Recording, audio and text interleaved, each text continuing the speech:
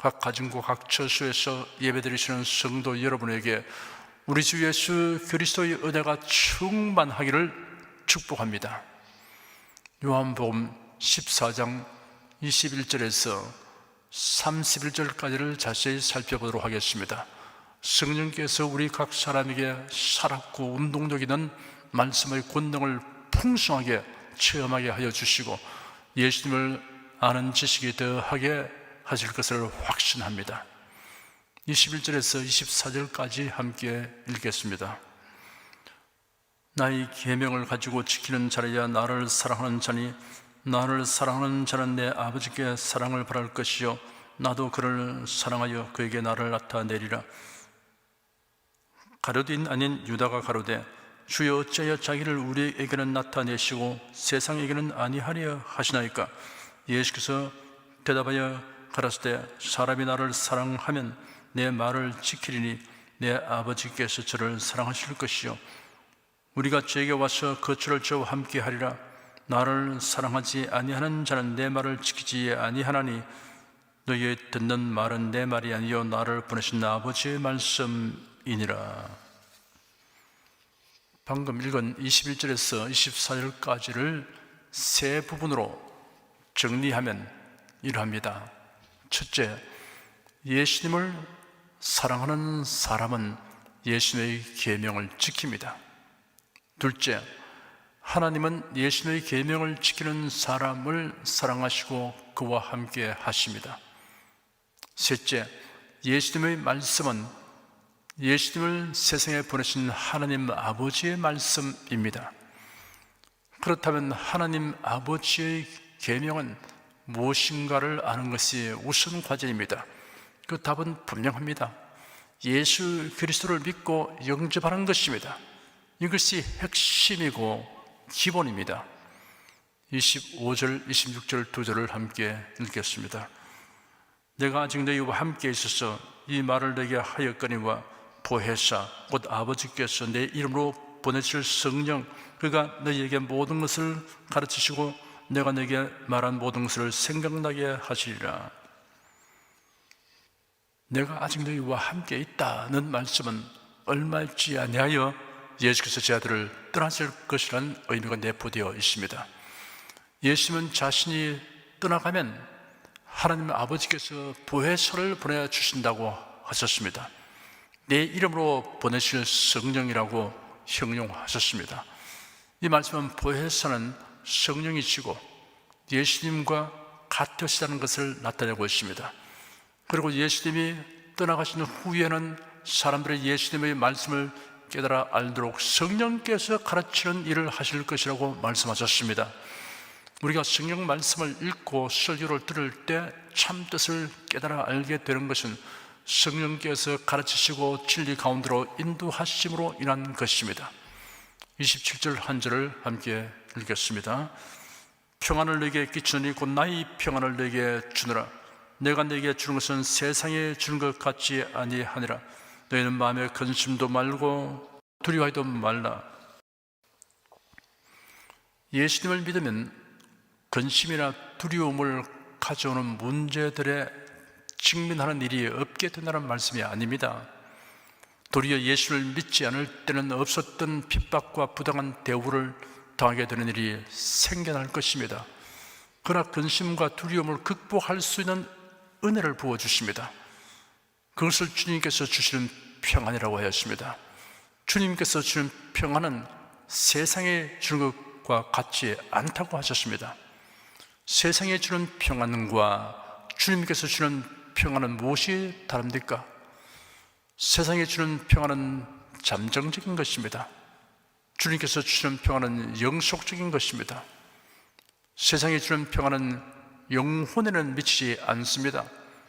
주님께서 주시는 평안은 영혼에 임하는 평안입니다. 세상에 주는 평안은 사람이나 환경에 의하여 상실될 수 있는 것입니다. 주님께서 주시는 평안은 빼앗을 자가 없습니다. 바다의 표면에는 풍파가 일어나도 바다 깊은 곳은 평온한 것 같이 우리의 심령 깊은 곳은 주님이 주시는 평안이 있습니다. 그렇기 때문에 성도들은 복잡한 문제로 머릿속은 복잡해도 마음속에는 평안이 있다는 천주 고백을 하게 됩니다. 이러한 평안으로 우리의 마음 표면에 일렁이는 파도를 진정시킬 수 있습니다. 제 아들이 예수님을 모시고 갈릴리 바다를 건너가는데 예수는 배의 뒤편에서 주무셨습니다. 그런데 갑자기 돌풍이 밀어 닥쳐 큰 파도가 일어났습니다. 제 아들을 죽이는 갈릴리의 어부 출신들이 다수였지만 어찌할 바를 모르고 두려움에 휩싸였습니다. 그러다가 주무시는 예수님을 깨우며 다급한 목소리로 선생님, 저희가 죽게 된 것을 돌보지 않으십니까? 하였습니다. 예수께서 일어나서 바람을 꾸짖으시고 바다를 향하여 말씀하시기를 고요하라, 잠잠하라 하시니 바람이 그치고 아주 잔잔하게 되었습니다. 우리의 생활과 마음에 밀어닥치는 풍파를 향하여 여러분이 고요하라, 잠잠하라 라고 명하면 우리 심령 깊은 곳에 있는 주님의 평화의 위력이 역사하는 것을 체험할 수 있습니다. 예루살렘 교회에 큰 부흥이 일어났습니다. 이를 본 유대 종교 지도자들은 아연 긴장하였습니다. 그래야 교회를 핍박하기 시작했습니다.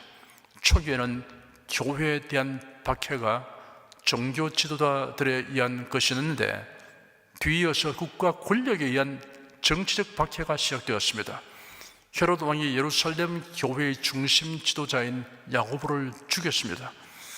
그는 헤롯 왕가의 다른 사람들과는 달리 유대인들의 관심을 사기 위하여 노력했습니다. 그런 유대인의 전통과 관습을 존중하고 지켰습니다. 그래야 유대 종교 지도자들과 친분이 두터웠습니다. 아마도 그런 유대 종교 지도자들이 교회가 왕성하게 되는 것을 우려하는 소리를 들었을 것입니다. 그런 유대주의자들의 관심을 사서 자신의 지지 기반을 견고하게 하려고 야고보 사도를 죽였습니다. 유대인 역사가 요세푸스는 기록하기를 헤롯 아그리파 1세는 자신의 정치적 입지를 다지고 권력을 유지하기 위해서는 권모술수를 행하고 무죄한 사람을 죽이는 악행을 서슴없이 자행하였다고 하였습니다. 헤롯의 이러한 박해 행위의 배후에는 사탄이 역사하고 있는 것입니다. 결국 헤롯은 사탄의 도구요 하수인 역할을 하는 것입니다. 사탄과 그 하수인이 결탁하여 성도를 해칠지라도 어디까지나 성도의 몸에 한정될 뿐입니다. 그 영혼은 해칠 수 없습니다. 예수님은 말씀하시기를 몸은 죽여도 영혼은 능히 죽이지 못하는 자를 두려워하지 말고 오직 몸과 영혼을 능히 지옥에 멸하시는 자를 두려워하라 하였습니다. 헤롯이 야고보를 죽이니 유대인들이 기뻐하였습니다. 그들이 미워하고 배척하며 대적하여 죽음에 넘긴 나사렛 예수를 생명의 주이며 메시아라고 전파하는 교회의 지도자가 죽임당한 것을 크게 기뻐하였습니다. 유대주의자들은 사도들을 죽이는 것을 하나님이 기뻐하신다고 생각하였습니다. 성경을 곡해하면 하나님의 미워하시는 일을 도리어 하나님이 기뻐하시는 일로 여기고 해가는 이런 비극적 기현상이 생기게 됩니다. 야고보를 처형한 후 유대인의 반응을 지켜본 헤롯은 유대인들이 매우 기뻐하는 것을 보고 몹시 고무되었습니다. 내친 김에 교회의 최고 지도자인 베드로 사도를 처치하여 유대인의 지지를 확실하게 받아들이고 작정하였습니다. 헤롯은 무교절을 택하여 베드로를 체포했습니다. 유월절, 오순절, 장막절은 유대인의 3대 절기입니다. 넓은 의미에서 유월절은 무교절에 포함됩니다. 그래서 종종 무교절과 유월절이라는 말이 혼용되었습니다. 무교절은 이스라엘 민족이 출애굽하는 것을 기념하기 위해 지키는 절기입니다. 절기를 지키기 위해 많은 유대인들이 예루살렘으로 모여들었습니다. 헤롯 왕은 이 기간 동안에 운집한 유대인들에게 자신의 통치력을 과시하려고 하였습니다. 또한 자신이 기독 교회와 그리스도인들을 얼마나 싫어하고 미워하는지를 확실하게 보여주어 환심을 얻고 지지 기반을 공고하게 하려고 하였습니다. 베드로는 세 번째 투옥되는 경험을 하게 되었습니다. 지난 두 번은 유대 종교 지도자들에 의해 투옥되었고 이번에는 정치 지도자에 의해 투옥되었습니다. 헤롯 왕은 만약을 생각하여 철저하고 삼엄한 경비를 하도록 조치하였습니다. 베드로를 지키는 경비 조직은 4조로 구성되었고 한 조는 4명이었습니다. 4명씩 교대 근무를 한 것입니다. 2명은 베드로의 좌우편에서 베드로와 함께 쇠살로 묶어서 지키고 나머지 2명은 밖에서 거리를 두고 보초를 섰습니다. 헤롯은 베드로를 6월절 후에 처형하려고 계산하였습니다. 유대인의 관습에 명절 기간에는 사람을 죽이지 아니하므로 6월절 절기가 끝나면 곧장 베드로를 백성들 앞에 끌어내어 처형하려고 하였습니다. 백성들 앞에 끌어내어 공개적으로 재판하려고 한 것은 백성들의 의사를 묻기 위한 것이 아닙니다. 그들을 만족시켜 지지를 얻으려는 효과를 극대화하기 위한 술수였습니다. 야고보 사도를 죽인 다음 곧장 베드로를 체포하여 투옥시킨 것으로 보아 사형할 것이 분명하였습니다. 교회는 위급한 사태에 직면하게 되자 일치단결하여 기도하였습니다. 베드로를 건져낼 방법은 기도 외에는 없었습니다. 전능하신 하나님이 역사하지 않는 한 베드로가 살아날 가망은 전혀 없는 상황이므로 교인들은 긴박한 마음을 가지고 모여서 간절히 기도했습니다. 당면한 문제에 사람이 개입할 여지가 전혀 없을지라도 하나님을 경외하는 사람에게는 속수무책이 아닙니다. 하나님의 도우심을 간구하는 길이 있습니다. 성경에는 이런 사실을 증명하는 사건들이 많이 기록되어 있습니다. 극적인 사건들 중에 이스라엘 백성이 홍해를 건넌 일을 빼놓을 수 없습니다. 애굽에서의 종살이에서 해방된 이스라엘 자손들은 모세의 인도 아래 애굽을 떠나 하나님이 기업으로 신 땅 가나안을 향하여 출발하였습니다. 이스라엘 자손들이 진행하는 중에 홍해 바닷가에 당도하였습니다.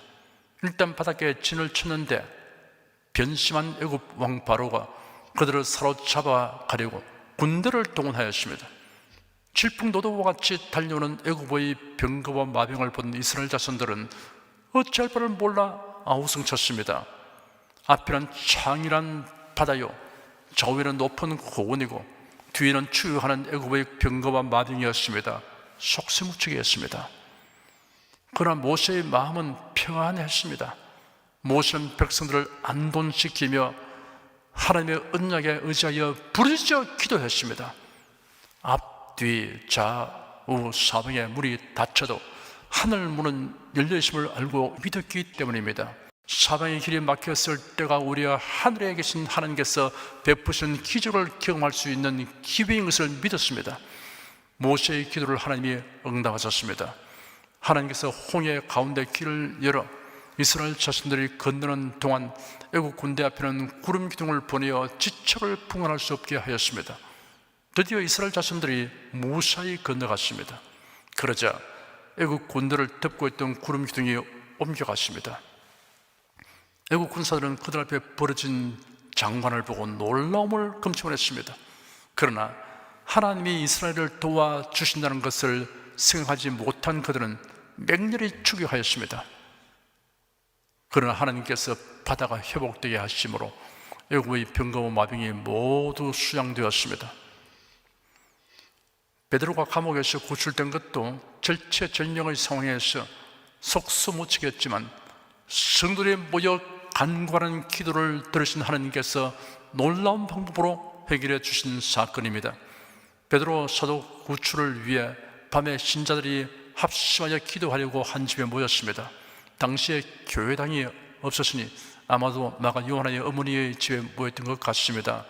비교적 큰 집을 소유하고 있었고 그리스도인들의 모임을 위해 기꺼이 장소를 제공하였습니다.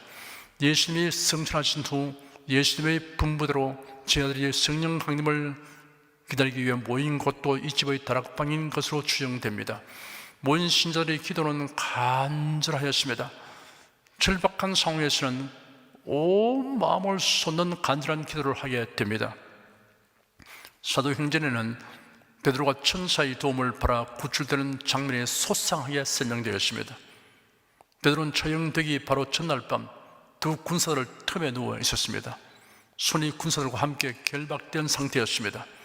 그런데 놀랍게도 베드로는 깊이 잠이 들었습니다. 그런 중에 주의 사자가 호련히 나타났습니다. 천사가 갑자기 조용하게 나타났음을 말합니다. 옥중에 기이한 광채가 비치었습니다. 하나님의 임재와 영광에 의하여 나타나는 빛이었습니다. 이 빛은 베드로가 옆에 군사의 몸에 접촉하지 않고 행동하게 해주며 출입구를 용이하게 볼 수 있게 하였습니다. 천사가 베드로의 옆구리를 쳐서 깨웠습니다. 베드로가 아주 깊이 잠이 들어 있었던 것입니다. 베드로는 생사를 하나님께 완전히 맡겼습니다. 살면 전도하고 죽으면 천국에 간다는 생각이 투철하였습니다. 평안을 내게 끼치니 곧 나의 평안을 내게 주노라. 내가 내게 주는 것은 세상에 주는 것 같지 아니하니라. 너희는 마음에 근심도 말고 두려워해도 말라 하신 예수님의 말씀을 베드로서가 그대로 체험한 것입니다. 천사는 베드로가 잠을 깨자 급히 일어나라 저촉하였습니다. 그러자 베드로의 손에 매어있던 쇠사슬이 벗어졌습니다. 띠를 띠고 신을 들매라 라고 천사가 지시했습니다. 당시의 옷은 긴 원피스 형태이므로 외출을 하려면 허리에 띠를 묶었습니다. 신은 가죽으로 만든 샌들이었습니다. 가죽끈으로 발바닥을 감싸면서 발에 묶었습니다. 베드로는 천사를 따라 감옥 밖으로 나가면서도 실제 상황이 아니라 환상으로 생각하였습니다. 다른 파수병들이 각각 옥문 앞과 입구를 지키고 있는데 그 앞을 지나서 육중하고 경관 세문 앞에 이르니 문이 절로 열렸습니다. 절로라고 번역된 원어는 경작하지 않아도 자라는 식물과 열매에 대해 사용되는 단어입니다. 인위적인 작용 없이 된 것을 표현하고 있습니다. 드디어 감옥을 벗어나 거리를 지나 큰 거리로 나섰자 인도하던 천사가 떠나갔습니다. 이제는 천사의 도움 없이 갈 수 있는 상태가 되었던 것입니다. 사도 바울과 실라는 빌립보에서 복음을 전하다가 체포되어 심하게 매를 맞고 히포녹에 갇혔습니다. 배는 고프고 매를 맞은 몸은 욱신거렸습니다. 발은 착고에 채워져 있어서 불편하게 짝이 없었습니다. 악취가 나고 벌레에게 물어뜯기었습니다. 날이 밝으면 처형될 위기에 처했습니다. 그런 처지에서 밤이 깊어가는데 바울과 실라는 기도하고 찬송하였습니다. 감옥에 있는 죄수들이 다 들었습니다. 평안을 너에게 주니 곧 나의 평안을 너희에게 주노라. 내가 내게 주는 것은 세상이 준 것 같지 아니하니라. 너희는 마음에 근심도 말고 두려워해도 말라 하신 예수님의 말씀이 바울과 실라의 체험이 되었습니다.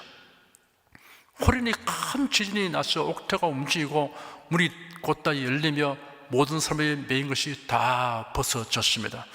그로 인하여 간수가 바울을 극진히 대응하게 되고 예수 그리스도를 영접하였습니다. 성도 여러분, 어려운 문제에 직면했을 때 평안을 너에게 끼치니 곧 나의 평안을 너희에게 주노라.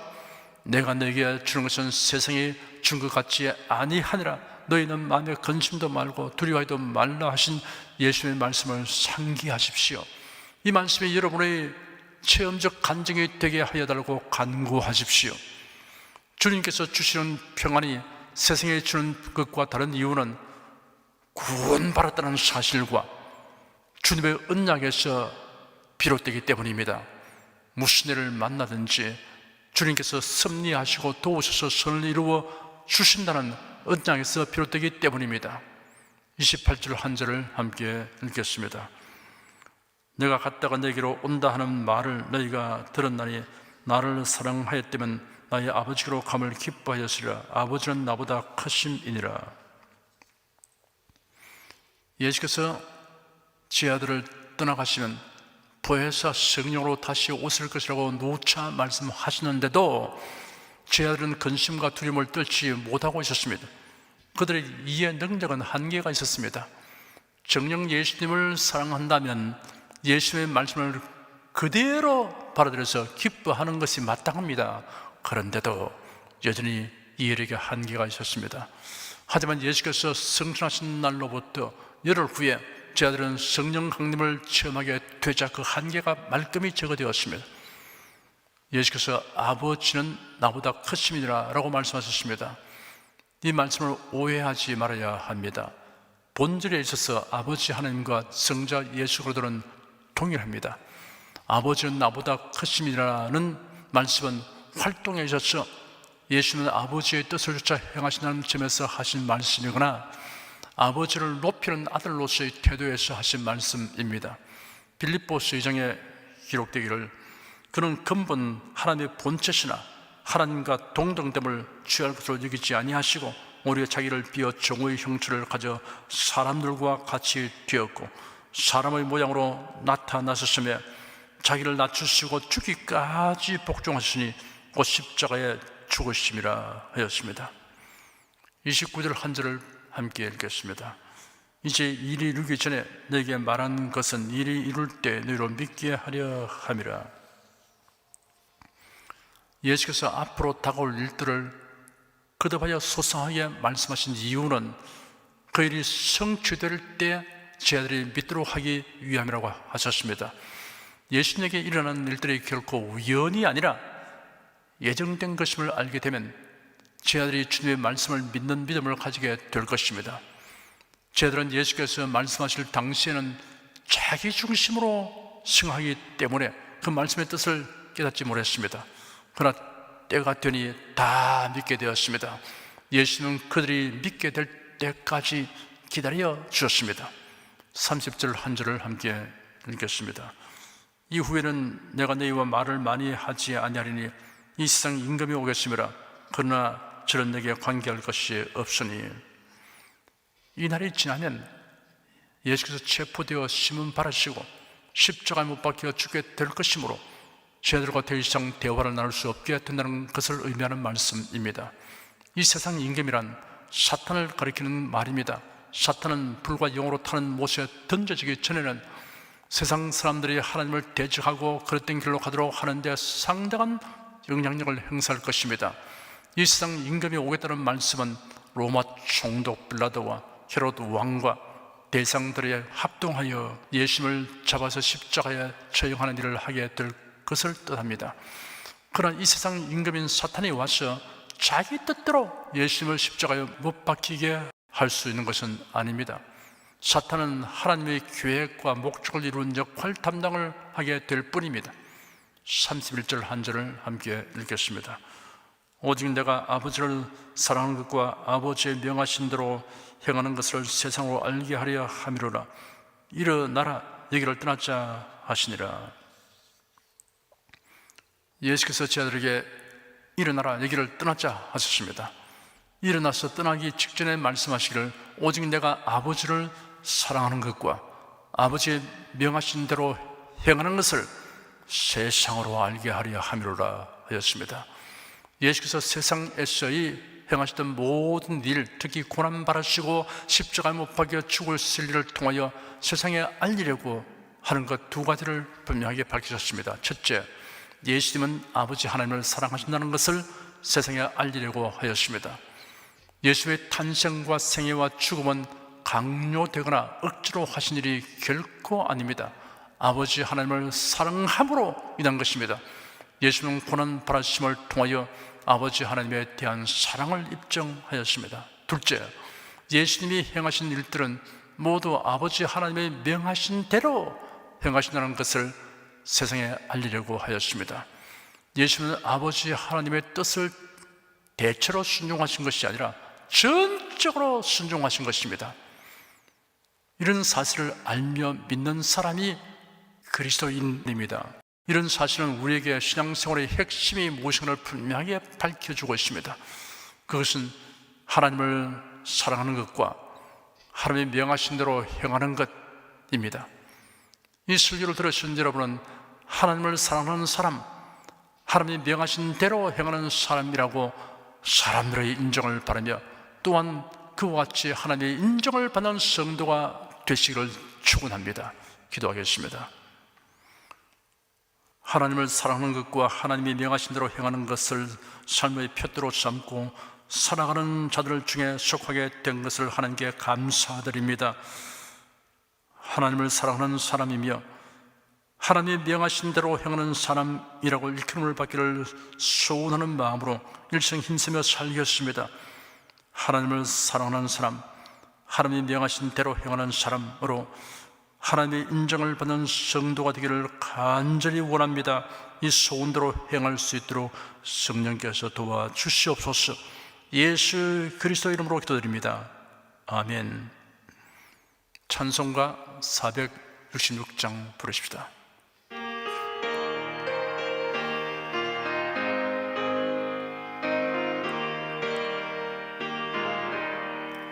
나 어느 곳에 있든지 늘 마음이 편하다.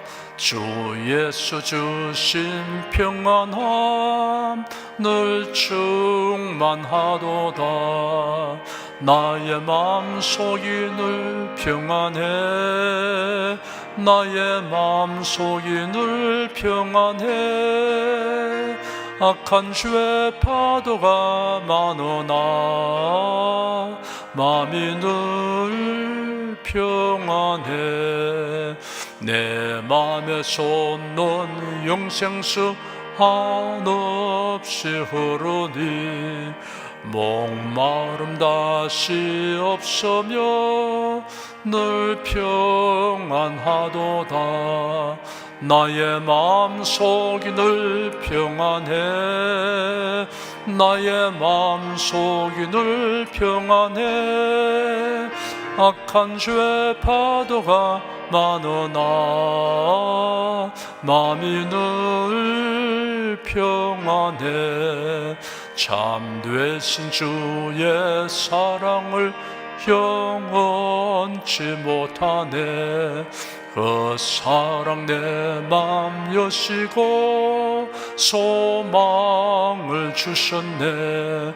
나의 마음속이 늘 평안해.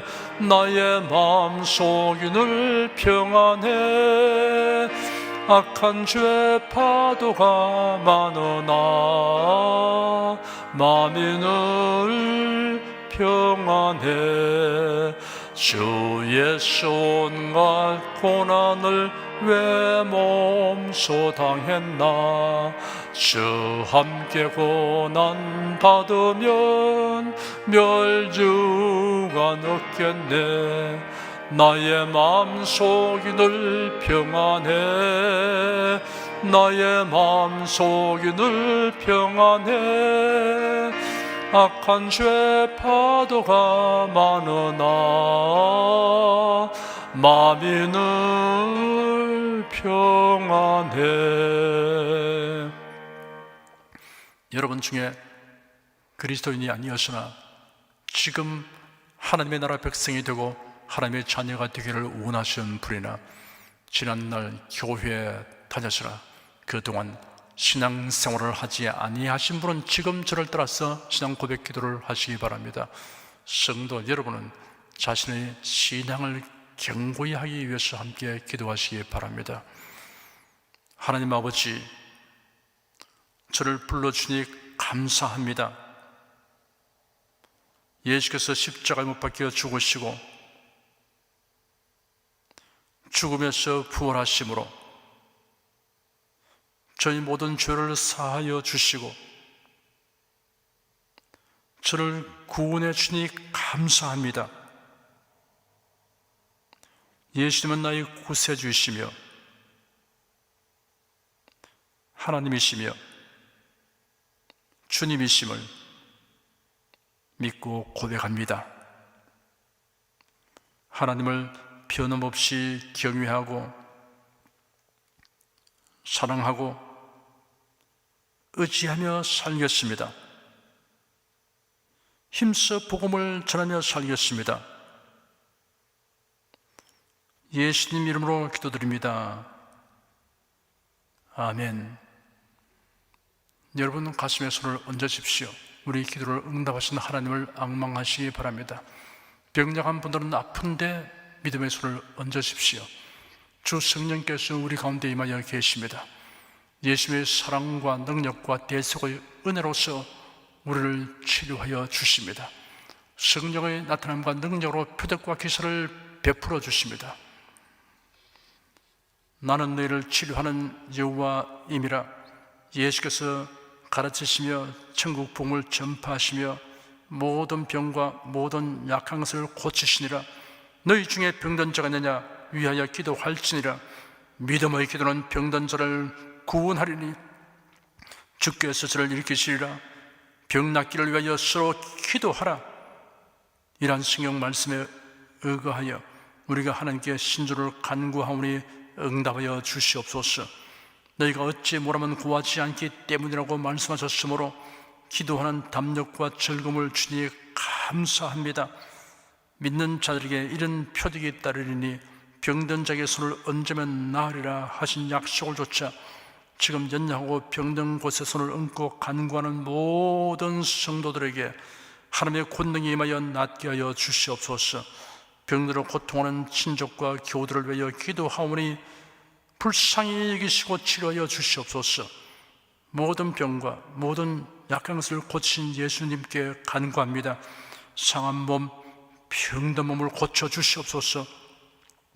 뇌, 구강, 혀, 척수, 갑상선, 임파선, 뼈, 골수, 인대, 관절, 디스크, 근육, 신경, 혈액, 혈관, 피부를 고쳐 주시옵소서. 시각기관, 청각기관, 심장, 호흡기, 소화기, 비뇨기의 기능이 완전하게 하여 주시옵소서. 예수 그리스도 이름으로 명한다. 병만은 물러가라. 통증과 염증은 나을지어다. 암과 중량은 소멸될지어다. 각종 장애는 치유될지어다. 예수 그리스도 이름으로 명하노라. 지금 낫게 될지어다. 순식간에 나을지어다. 모든 병과 모든 약함은 치유될지어다. 병약의식은 제거되고 건강의식으로 충만하게 될지어다. 신주의 능력이 몸과 마음에 계속 머물러 있게 하여 주시옵소서. 몸과 마음이 마치 위안간에서 나온 송아지처럼 독수리가 날개치며 올라감 같이 활기차게 하여 주시옵소서. 생활에 다가오는 풍파는 고요하고 잠잠하게 하여 주시옵소서. 모든 일에 항상 모든 것이 넉넉하여 드리고 베푸는 일을 풍성하게 행하도록 하여 주시옵소서. 슬픈 일을 당한 성도들에게 주님께서 손 내밀어 붙들어 주시고 주님의 음성을 들려 주시옵소서. 슬픔보다 더 큰 위로가 임하여 속히 극복하게 하여 주시옵소서. 가정이 평안하고 가족이 모두 독실한 신앙을 가지게 하여 주시옵소서. 탁월한 지혜와 명철을 주셔서 모든 일을 바르게 분별하고 판단하며 선택할 수 있게 하여 주시옵소서. 어제나 오늘이나 동일하신 예수께서 지금도 우리를 용서하시고 치료하시며 위로하여 주니 감사합니다. 예수 그리스도 이름으로 기도드립니다. 아멘. 내 믿음대로 될지어다. 기쁘고 감사한 마음으로 예물을 드리십시다. 천지 만물을 창조하시고 주관하시는 거룩하신 하나님 아버지, 지난 한 주간 우리를 주님의 돌보시는 은혜 가운데 살게 하시고 오늘 거룩한 주의 날에 성도들이 모여 신령과 진정의 예배를 드리게 하여 주시니 감사합니다. 이 시간 설교를 통하여 은혜와 진리의 말씀을 듣고 깨닫게 하시니 감사드립니다. 우리가 주님의 말씀대로 행하며 살기 원하오니 권능의 손길로 도와주시옵소서. 주님께도 베풀어 주시는 은혜에 감사하며 정성껏 예물을 드리오니 기쁘게 받아 주시옵소서. 우리 주 예수 그리스도 이름으로 기도드립니다. 아멘.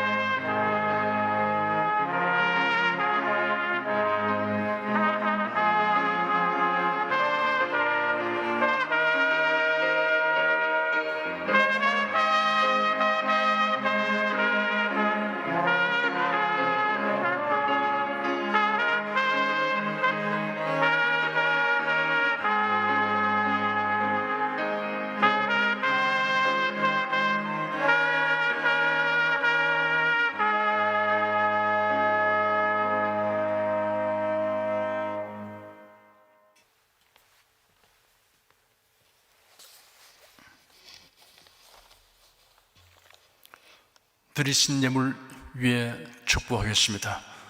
하나님께 감사헌금, 11조, 건축헌금, 선교헌금, 일천교회 설립헌금을 드렸습니다. 향기로운 예물로 연락해 주시고 우리 성도들의 모든 손길에 풍성함을 주시옵소서. 예수 그리스도 이름으로 축복하며 기도드립니다. 아멘. 교회 소식 말씀해 드리겠습니다. 이번 주 금요일인 12월 31일은 송구영신 예배가 있으므로 금요 기도회는 없습니다. 송구영신 예배는 12월 31일 밤 10시 30분에 시작합니다. 2022년 1월 1일 신년 축복 기도회는 오전 10시부터 12시까지 작년과 동일하게 온라인을 통해 있습니다. 성령 부르겠습니다.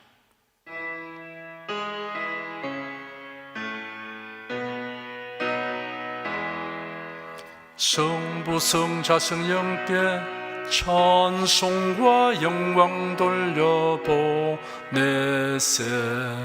대초로 지금까지 또 영원 무궁토록 성삼위께 영광 영광. 아멘.